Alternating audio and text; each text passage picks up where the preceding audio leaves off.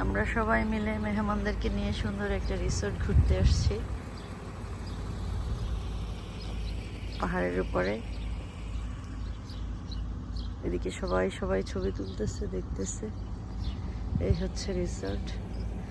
এখানে আঙুরের বাগান আছে, ওই যে রিসাদ দিছে ওইখানে।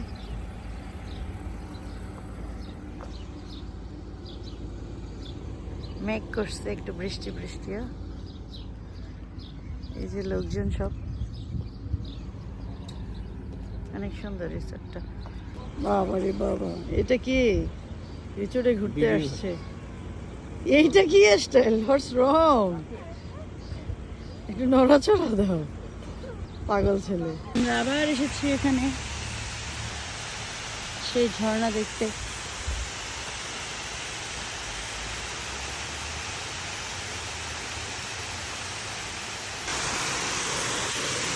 আবার চলে এসেছি সেই ঝর্ণা দেখতে।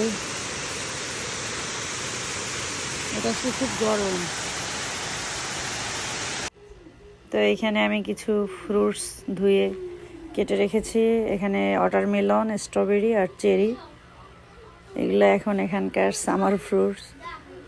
সবগুলোই মিষ্টি, অনেক মজা।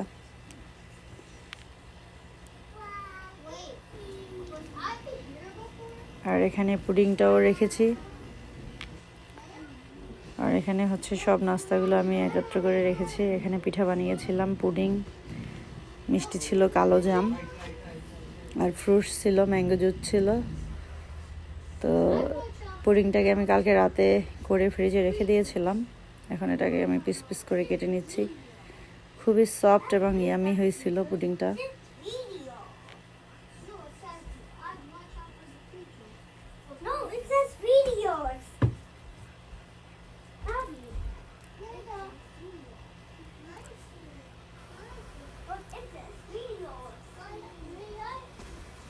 আর এখানে স্যালমন রান্না করেছিলাম।